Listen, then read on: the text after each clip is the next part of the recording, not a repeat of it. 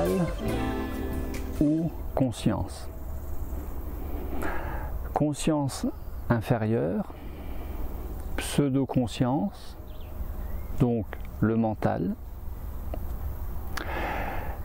ou conscience dite conscience supérieure, dite conscience démentalisée, désembouteillée du mental. Et bien sûr, dans tous les cas, du mental égotique. Pourquoi cette question? Eh bien, ce matin, en guidance Skype téléphone, avec une personne en pause alimentaire, aujourd'hui son 6e jour de pause alimentaire, en l'occurrence Monique, que j'ai présentée dans la toute dernière vidéo. Eh bien, Monique, qui à l'issue de cette guidance à distance, nourriture conscience, nourriture pranique, me pose la question, mais comment je fais pour savoir si je suis dans le mental ou si je suis dans la conscience? Très bonne question. Et en même temps, pas si facile que ça à répondre. Comment savoir si nous sommes plutôt dans le mental ou plutôt dans la conscience? Eh bien, c'est très simple. Cela a déjà été évoqué à de nombreuses fois dans toutes ces vidéos. C'est que le mental réfléchit.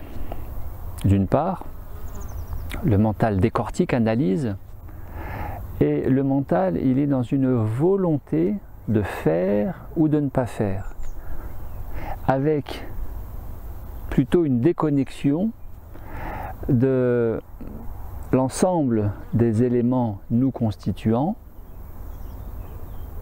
corps physique, mental, émotionnel, dimension spirituelle, et une relative déconnexion de la relation à l'extérieur. Parce que quand nous analysons, nous ne pouvons pas être avec un ensemble, mais plutôt avec une partie d'un ensemble, qui est le propre de l'analyse. Alors que la conscience, elle est non pas dans l'analyse, mais elle est dans la perception, basée sur l'écoute, le ressenti, peut-être l'observation visuelle, mais l'observation au sens large au travers d'un maximum de ces 5 sens. Ainsi, la conscience peut prendre conscience d'une odeur olfactive, d'un goût gustatif, d'un ressenti kinesthésique ou tactile.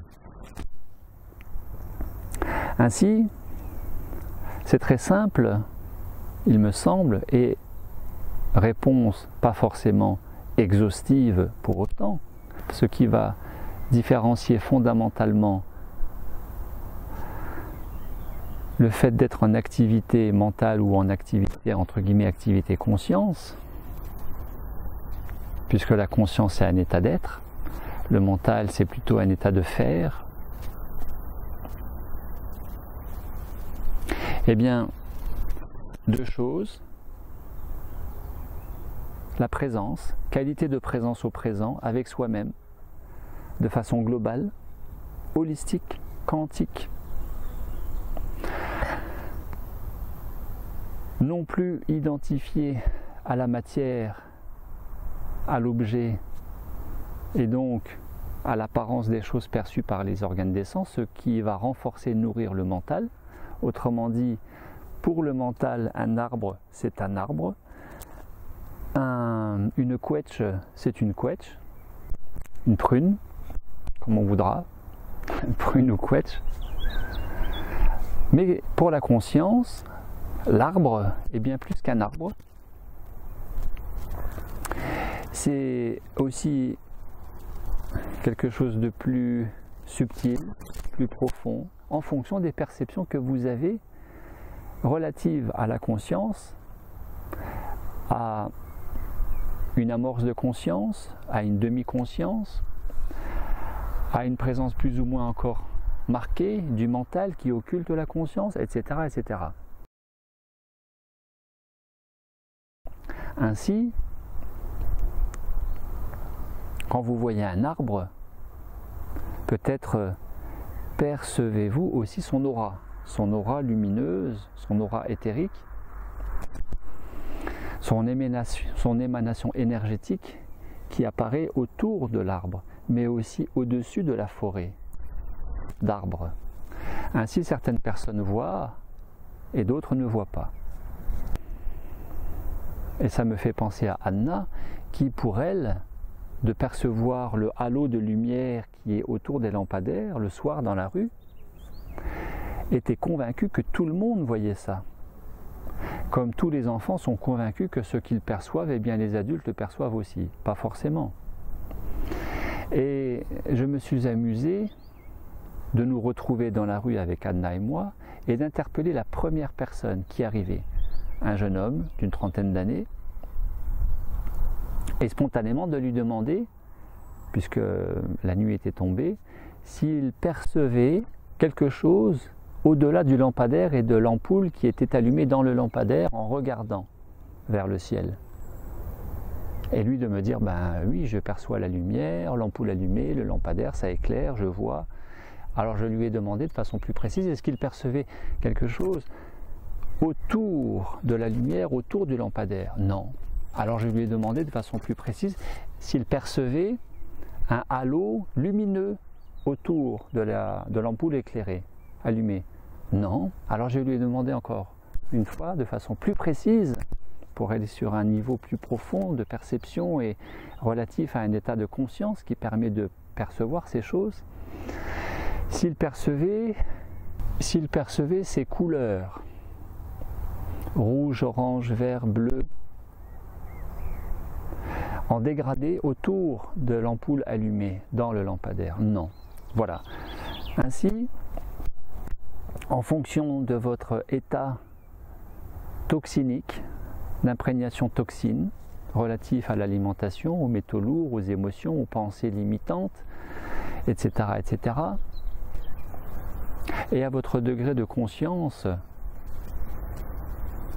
ici et maintenant, avec vous-même, à un moment T, qui n'est pas figé dans le temps, puisque les choses fluctuent en permanence, eh bien vous percevrez ou pas ce halo de lumière coloré autour de la flamme de la bougie, autour de l'ampoule du lampadaire le soir, mais aussi autour de la lune dans le ciel étoilé la nuit, etc., etc. Comme l'aura autour de l'arbre, ou même l'aura autour des individus. Peut-être percevrez-vous ça. Donc, mental ou conscient, ce qui différencie schématiquement, de façon très simplifiée, et une fois encore non pas exhaustive, absolument pas exhaustive, mental et conscient, c'est cette qualité de présence au présent, et surtout ce laisser faire, ce lâcher prise, qui fait que vous n'attendez rien, vous ne cherchez rien, vous n'évitez rien, vous ne forcez rien, vous ne retenez rien, vous n'analysez rien, vous êtes juste là présent, présent, présent, présent. Et ainsi, le mental recule, s'efface, et la conscience peut ainsi s'exprimer et nous relier davantage à notre globalité multidimensionnelle avec nous-mêmes et avec le tout. Présence, basée sur l'écoute, le ressenti, la perception, l'observation, et lâcher prise, laisser faire plutôt que faire. Et si vous êtes dans le faire, eh bien mettez du laisser faire dans le faire, tout en faisant. Bien sûr, nous ne pouvons pas être absolument en permanence 100% de notre jour et nuit à ne rien faire, nous avons aussi des choses à faire, mais mettre du laisser-faire en présence, c'est ce qui va vraiment différencier le mental de la conscience, la volonté du mental égotique, de l'intention placée au présent de la conscience qui se déploie et ainsi peut s'exprimer, et qui, à mon sens, va garantir davantage de qualité plutôt que de quantité que le mental égotique vise en premier lieu, le plus souvent. Quantité versus qualité, mental versus conscience. Et puis, cette matinée, eh bien, il y a une personne qui me dit qu'elle perçoit, ce matin, qu'elle perçoit davantage les battements de son cœur. Pas comme d'habitude, plus fort. À l'issue d'une pratique relaxante, d'une visualisation quantique qui a pour effet d'activer l'axe parasympathico-mimétique, l'axe parasympathique, avec des effets parasympathico-mimétiques, donc d'augmenter l'effet relaxant et ainsi de voir les battements du cœur ralentir, mais de les percevoir plus forts. Et bien voilà, une très belle illustration de ce que la conscience est capable de faire, c'est de nous permettre de percevoir des choses que nous ne percevons pas d'habitude, parce que pris dans le mental et déconnectés de nous-mêmes, nous ne percevons pas cette vie microscopique, subtile, silencieuse, qui est à l'intérieur du corps et qui est le corps lui-même. Hormis si nous nous posons, nous sommes à l'écoute, nous ouvrons tous nos capteurs, nous ouvrons toutes nos antennes, nous nous expansons, nous nous dilatons au travers du corps, non plus identifié comme le mental a tendance à faire, à s'identifier au corps, car nous ne sommes pas ce corps, et bien la conscience peut nous permettre de percevoir des choses fantastiques. Ainsi, y a-t-il des individus sur cette planète qui sont tout à fait capables, vous direz que c'est subjectif, oui bien sûr, il n'y a pas de preuve, oui bien sûr, mais qui sont tout à fait capables, de même que vous pouvez percevoir l'aura autour des êtres vivants, qu'ils soient végétaux, animaux, humains, il y a des individus qui perçoivent tout à fait la sécrétion de la bile par la vésicule biliaire qui va se déverser dans les intestins, ou la sécrétion de l'insuline par le pancréas qui va se déverser via le canal de Wirsung dans les intestins. C'est fantastique. Ainsi, cette même personne qui perçoit plus fort les battements de son cœur lors d'une pratique d'imprégnation énergétique de nourriture en conscience, de nourriture pranique, finit par dire en conclusion, oui mais dans cette pratique tu parles de dimension, il ne peut plus y avoir de dimension. Mais ça dépend de quelle dimension nous parlons. Car si nous parlons de dimension géométrique par rapport à la dimension, par rapport à la géométrie euclidienne, millimètres, centimètres, décimètres, mètres, ça c'est complètement logique, c'est complètement mathématique, géométrique, donc ça relève du mental rationnel cartésien, qui est une réalité. Bien sûr, dans le champ de la conscience, cette dimension-là s'efface, puisque nous passons d'un univers cartésien à un univers multidimensionnel. Nous passons de la linéarité à la circularité. Et bien sûr, dimension qui s'efface autant bidimensionnelle superficie que tridimensionnelle sphérique. Pour autant, si la conscience nous connecte, nous immerge dans cet univers multidimensionnel avec cette profondeur insondable, illimitée, infinie, infiniment, profondément silencieuse, vaste aussi vaste que l'espace, eh bien cet espace multidimensionnel qui échappe à la science officielle cartésienne, traditionnaliste, depuis Descartes, et donc depuis le XVIIe siècle, a pour autant une dimension multidimensionnelle, relative à la conscience. Donc, il n'y a plus cette dimension géométrique, mais il y a de plus en plus cette dimension de profondeur dans l'ici et maintenant multidimensionnel, relatif à cet espace infiniment vaste de la conscience déployée. Voilà. Mental ou conscience, nous ne sommes pas plus pour autant dans opposer le mental à la conscience, mais comme je l'ai aussi suggéré, d'harmoniser les deux cerveaux gauche et droit les deux tendances, analytiques ou synthétiques, et de fonctionner aussi bien avec l'un qu'avec l'autre, et si possible avec les deux de façon harmonieuse, équilibrée, en vue d'un épanouissement, d'un déploiement de notre être multidimensionnel que nous sommes tous au travers d'un mental et d'une conscience.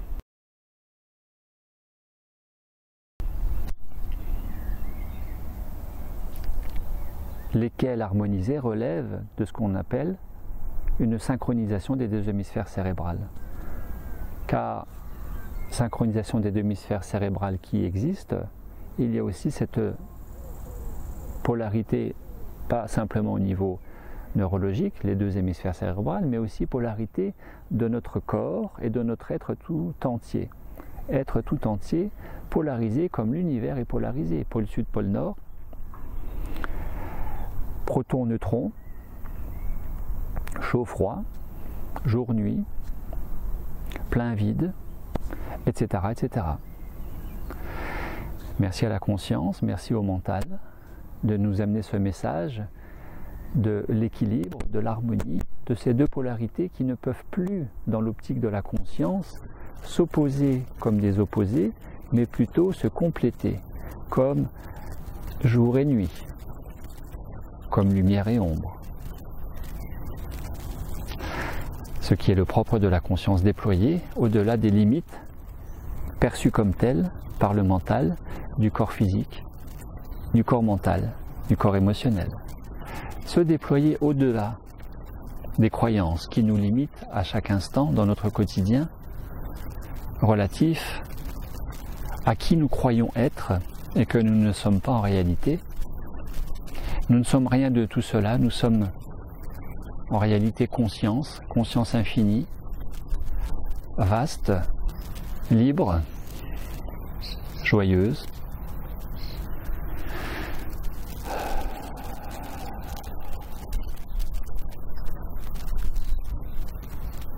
Et infiniment présente au présent. Merci à vous. Alors, j'aimerais vous suggérer cette question. Après avoir pris le temps d'écouter mes propos, avez-vous regardé cette vidéo présente avec plutôt votre mental à réfléchir à ce que j'ai dit, ou plutôt avec votre conscience à vous laisser vous imprégner de mes propos et ainsi percevoir de l'intérieur qu'il y a quelque chose qui s'expanse, qui s'ouvre en vous et avec vous-même, de l'ordre de la conscience. Avez-vous visionné, écouté cette vidéo plutôt avec le mental ou plutôt avec la conscience? L'idéal étant que ça se fasse avec les deux. Merci à vous, à très bientôt. Au revoir.